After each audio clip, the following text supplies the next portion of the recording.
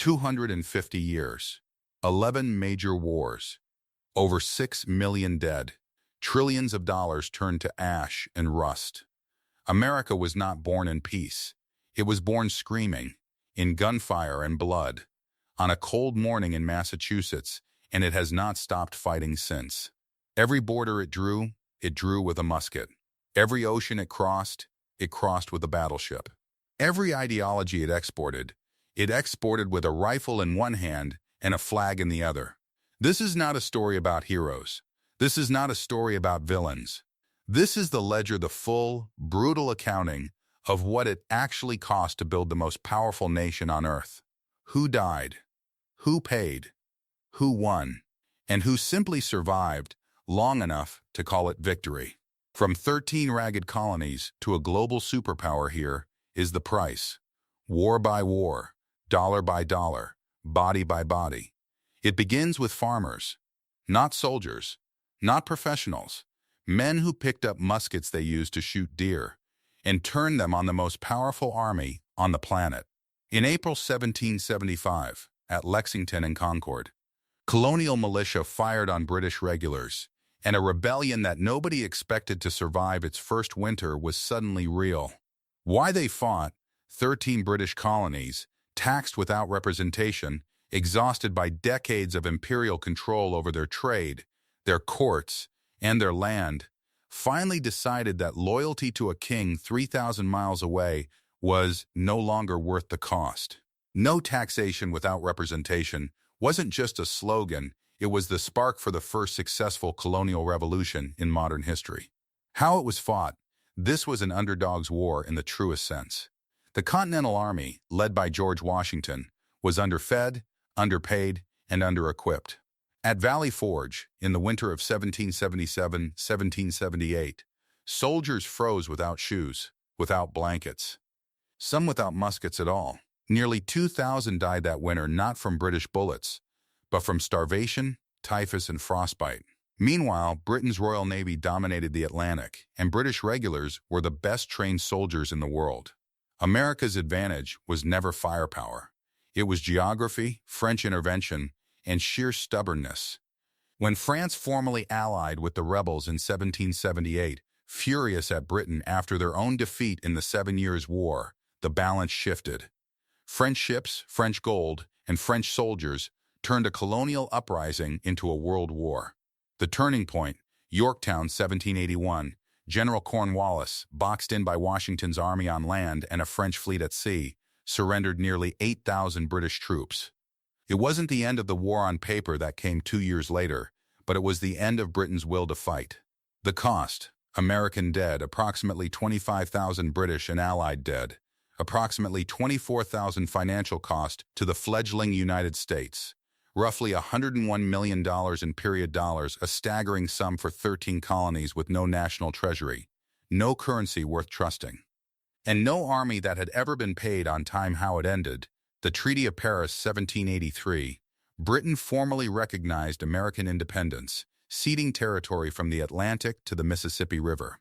A nation that did not exist 8 years earlier was suddenly a sovereign power, broke, in debt to France, and entirely unproven. Who won? America barely. This was not a war won by superior force. It was won by endurance, foreign alliance, and Britain's exhaustion after a war fought an ocean away from home. The newborn United States inherited freedom and inherited debt in equal measure, a war-torn economy that would take decades to stabilize. Independence, it turned out, did not mean respect. For nearly 3 decades after Yorktown, Britain continued treating American ships and American sailors as its own property, boarding vessels, seizing cargo, and forcibly impressing American sailors into the Royal Navy. Add British support for Native American resistance on the western frontier, and by 1812, a young, proud, and still insecure United States decided to fight Britain again. Why they fought? Maritime rights, forced impressment of American sailors, British interference with American trade during the Napoleonic Wars, and frontier expansion into British Allied native territory. How it was fought? Badly at first. America's tiny navy and untested army were no match for Britain, especially once Napoleon was defeated in Europe and Britain redirected veteran troops to North America. In August 1814, British forces marched into Washington, D.C., and burned the White House and the Capitol to the ground, the only time in history a foreign power has occupied the American capital. But America found its footing at sea and on the frontier. Naval victories on Lake Erie and Lake Champlain stalled British invasions from Canada. And in New Orleans, in January 1815, technically after a peace treaty had already been signed in Europe, though neither army knew it, General Andrew Jackson's outnumbered force of militia, free black soldiers, and pirates under Jean Lafitte crushed a British invasion force, inflicting over 2,000 casualties while suffering roughly 70. The cost: American dead, approximately 15,000 British dead, approximately 8,600 financial cost, roughly $105 million, a crippling sum that nearly bankrupted the still young federal government. How it ended: the Treaty of Ghent, signed in December 1814, restored the pre-war borders, technically a stalemate. No territory changed hands. But psychologically, the war did something the Revolution alone hadn't. It proved America could stand up to the British Empire a second time and survive. Who won? Functionally a draw on paper, but America claimed it as a symbolic second independence. Britain never again seriously threatened American sovereignty, and Andrew Jackson's victory at New Orleans turned a farmer general into a national hero and, eventually, a president. By the 1840s, America had a new religion: expansion. The idea that God himself intended the United States to stretch from the Atlantic to the Pacific Manifest Destiny was not just a slogan. It was policy. And it collided directly with Mexico. Why they fought: after the U.S. annexed Texas in 1845, a border dispute over the Rio Grande erupted into open war. President Polk wanted California and the Southwest. Mexico refused to sell. Polk sent troops into disputed territory, provoked a clash, and used it as justification for war. How it was fought: this was brutally one-sided. American forces under General Zachary Taylor and Winfield Scott pushed deep into Mexican territory, eventually capturing Mexico City itself in September 1847, the first and only time an American army has occupied a foreign capital by force and dictated peace terms from inside it. The cost: American dead, approximately 13,000 Mexican dead, estimated between 16,000 and 25,000 financial cost, roughly $100 million, plus a further $15 million paid to Mexico as part of the peace settlement, a war that was expensive to fight and expensive to win. How it ended: the Treaty of Guadalupe Hidalgo, 1848. Mexico ceded more than 500,000 square miles, California, Nevada, Utah, most of Arizona, and New Mexico, and parts of Colorado and Wyoming in exchange for $15 million, and the assumption of Mexican debts to American citizens. Who won? America, decisively and territorially. The United States grew by nearly a third overnight, but the victory planted a poison seed. The question of whether these vast new territories would permit slavery tore the country apart within a decade, dragging America directly toward its bloodiest war. Every war before this one was America fighting someone else. This one, America fought itself. Why they fought: slavery. Not states' rights in the abstract, not tariffs, not culture. The Confederacy's own founding documents said so explicitly.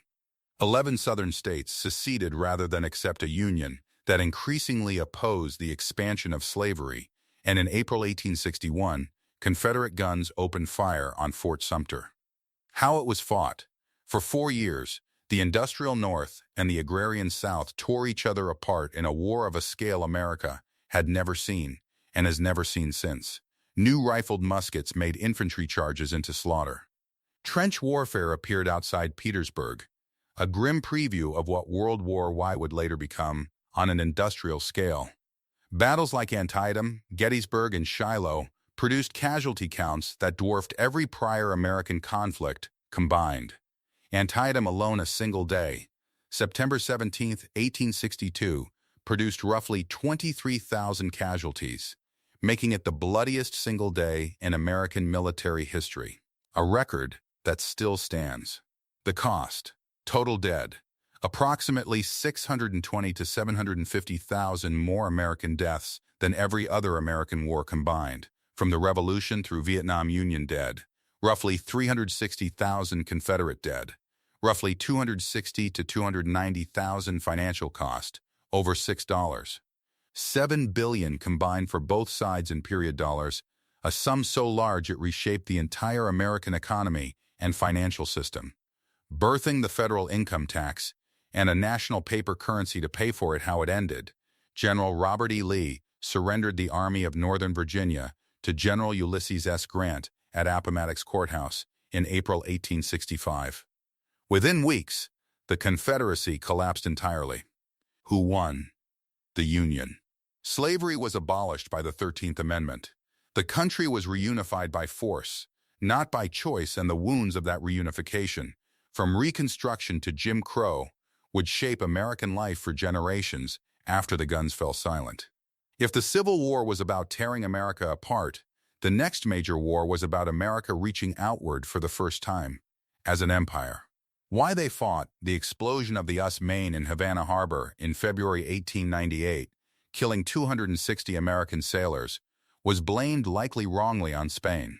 Combined with American sympathy for Cuban independence fighters and a press eager for a war, the United States declared war on Spain within months. How it was fought? Quickly, brutally efficient.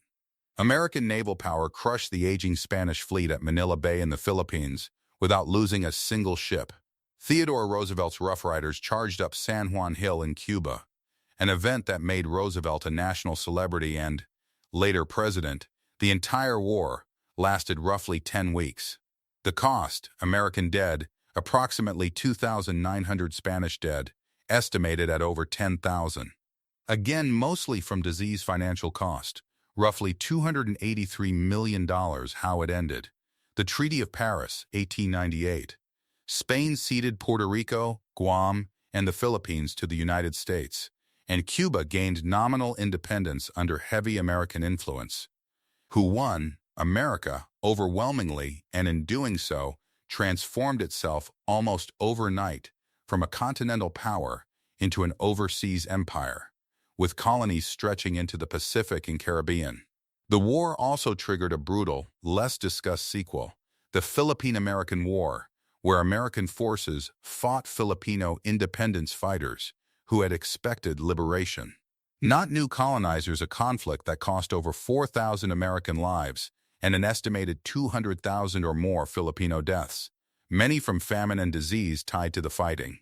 For 3 years, America watched Europe destroy itself and stayed out. Trenches from the English Channel to Switzerland swallowed a generation of European men. Then, in 1917, America crossed the ocean. Why they fought: Germany's unrestricted submarine warfare, which sank American ships, and the intercepted Zimmermann telegram, in which Germany proposed a military alliance with Mexico against the United States, pushed a reluctant Congress to declare war in April 1917. How it was fought: by the time American troops, the American Expeditionary Force under General John Pershing, arrived in significant numbers in 1918, the European armies were exhausted after nearly 4 years of static industrial slaughter. Fresh American manpower, arriving at a rate of 10,000 soldiers a day by mid-1918, tipped an exhausted stalemate decisively toward the Allies. Battles like the Meuse-Argonne Offensive became the largest and deadliest in American military history to that point, involving over 1 million American soldiers. The cost: American dead, approximately 116,000 total dead across all combatant nations, over 5 million military deaths, with total deaths including civilians estimated at 17 million or more. Financial cost to the United States: over $30 billion in period dollars, a scale of spending never before imagined by the federal government. How it ended. An armistice on November 11, 1918, followed by the Treaty of Versailles in 1919, a punitive peace imposed on Germany that many historians argue planted the seeds for an even more catastrophic sequel 2 decades later. Who won? The Allies, including the United States, but America's late decisive entry meant it emerged from the war with by far the lightest cost of any major power, and simultaneously as the world's leading creditor nation, holding war debts owed by Britain and France that would shape global finance for a generation. If World War I was a preview, World War II was the main event, the deadliest conflict in human history, and the one that finally made America the most powerful nation on earth. Why they fought: Imperial Japan's surprise attack on Pearl Harbor, December 7, 1941, killed over 2,400 Americans in a single morning and destroyed much of the Pacific Fleet. Within days, Germany and Italy, allied with Japan, declared war on the United States. America, which had tried to stay neutral, was suddenly fighting on two fronts, across two oceans, against three empires simultaneously. How it was fought, at a scale no war before or since has matched. 16 million Americans served in uniform. American industry converted almost entirely to war production. Car factories built tanks. Typewriter factories built rifles. The war was fought across the Pacific Islands, the beaches of Normandy, the deserts of North Africa, the skies over Germany, and beneath the waves of the Atlantic. D-Day, June 6, 1944, the largest amphibious invasion in history, put over 150,000 Allied troops ashore in a single day to begin the liberation of Western Europe. In the Pacific, brutal island-hopping campaigns at Iwo Jima and Okinawa produced some of the highest casualty rates of the entire war, as American forces fought toward the Japanese home islands. The war ended with the only use of nuclear weapons in human history, the atomic bombings of Hiroshima and Nagasaki in August 1945, killing an estimated 110,000 to 210,000 people, most of them civilians, and forcing Japan's unconditional surrender. The cost: American dead, approximately 405,000 global military, and civilian dead, estimates range from 70 million to 85 million.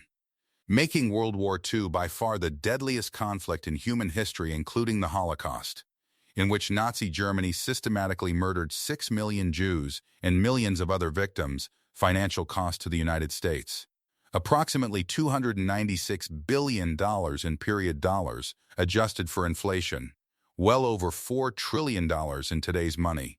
Financed through war bonds, taxation, and a complete restructuring of the American economy. How it ended: Germany surrendered in May 1945, after Soviet and Allied forces closed in from both directions.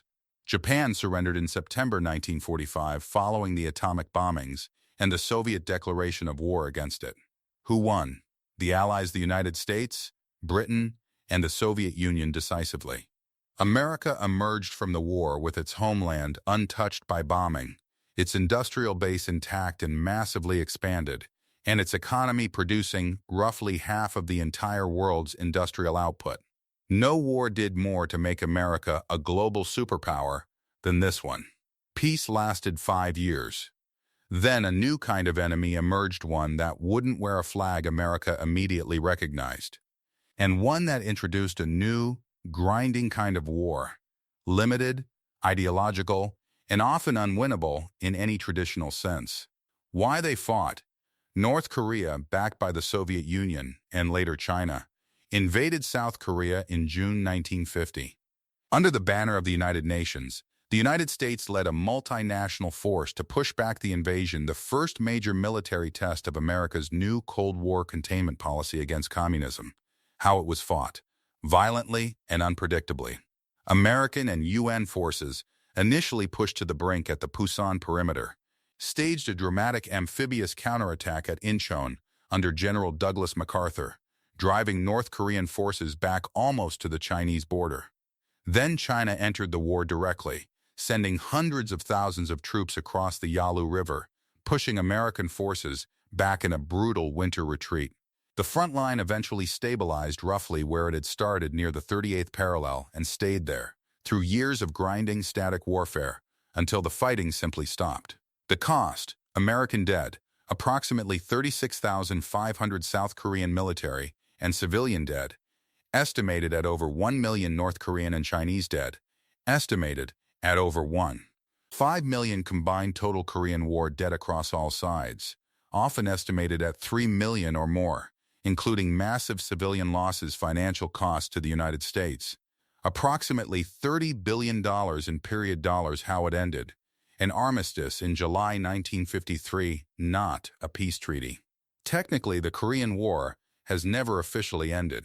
The Korean Peninsula remains divided at almost exactly the same line where the war began, one of the most heavily militarized borders on Earth. Who won? Neither side, in any traditional sense. South Korea survived as an independent, eventually prosperous nation. North Korea remained under communist rule.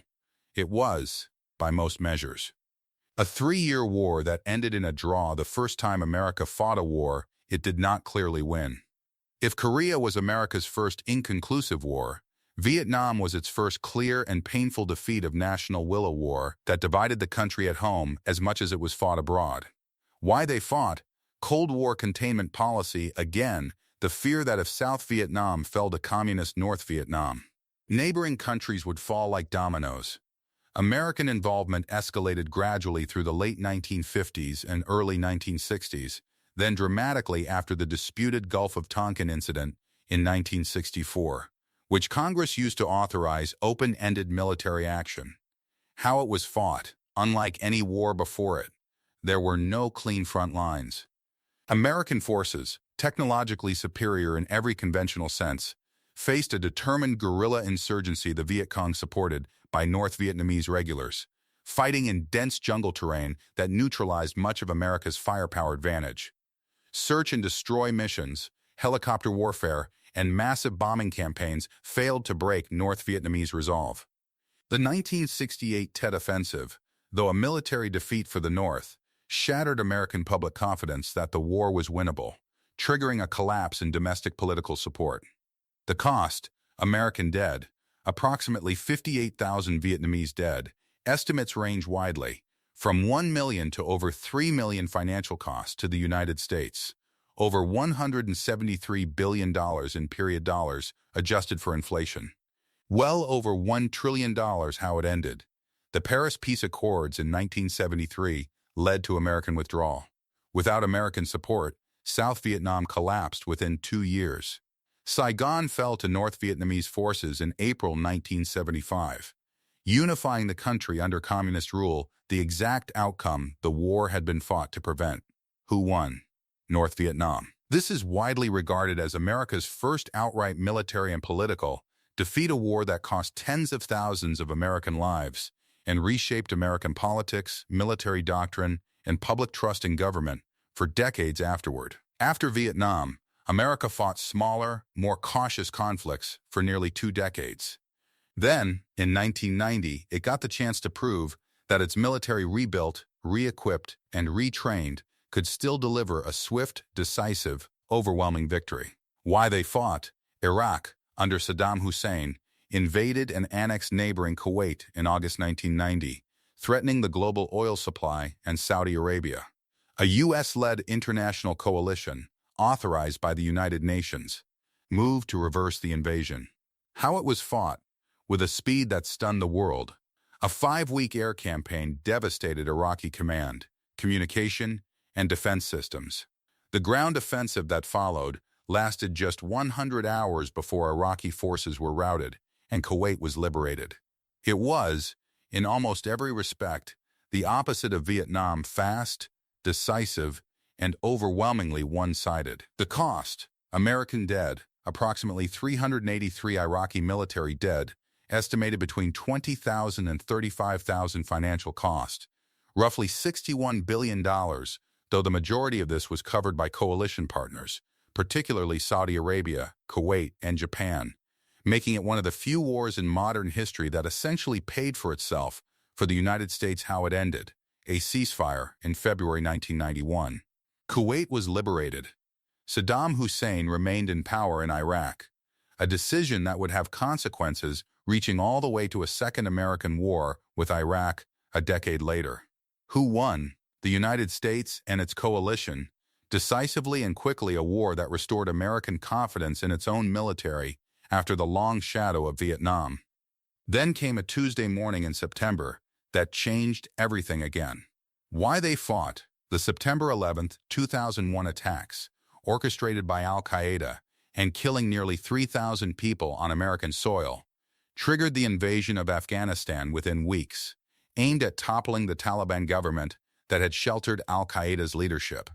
2 years later, in 2003, the United States invaded Iraq, citing controversially and, it was later confirmed, incorrectly the existence of weapons of mass destruction. How it was fought: both wars began with rapid, overwhelming conventional victories. The Taliban government fell within weeks in 2001, and Saddam Hussein's regime collapsed within a month in 2003. But both wars then transformed into long, grinding counterinsurgency campaigns against determined guerrilla and terrorist opposition, stretching on for 2 full decades. American forces faced roadside bombs, suicide attacks, and an enemy that blended into civilian populations, a war without front lines or clear victory conditions, echoing the hardest lessons of Vietnam.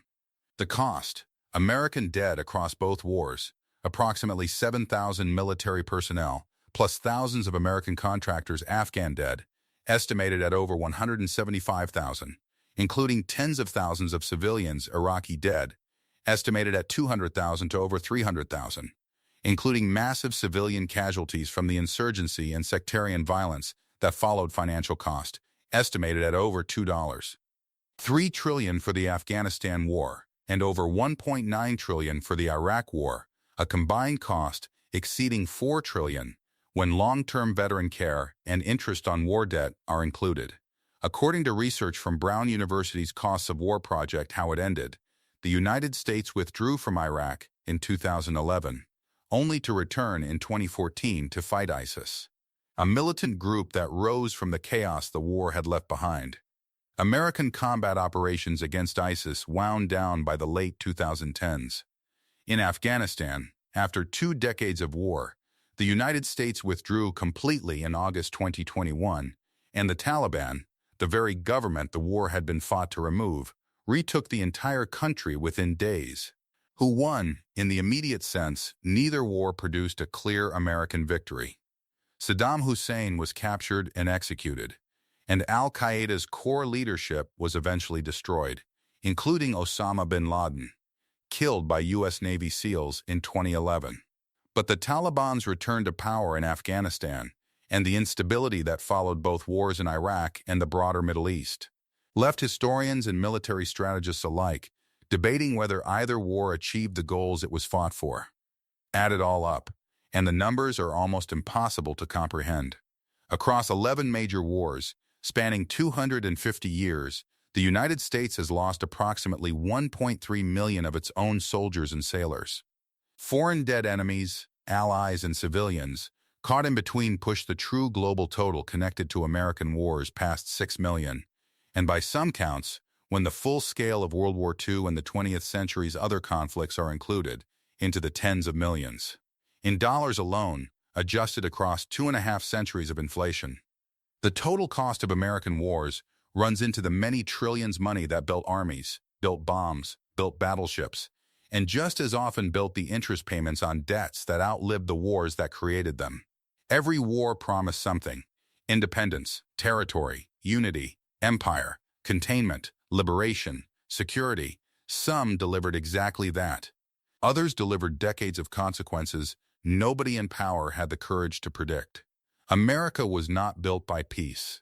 It was built, war by war, body by body, dollar by dollar, by a nation that has spent more of its 250 years fighting than not. The question history keeps asking, and never quite answers, is simple: was it worth it?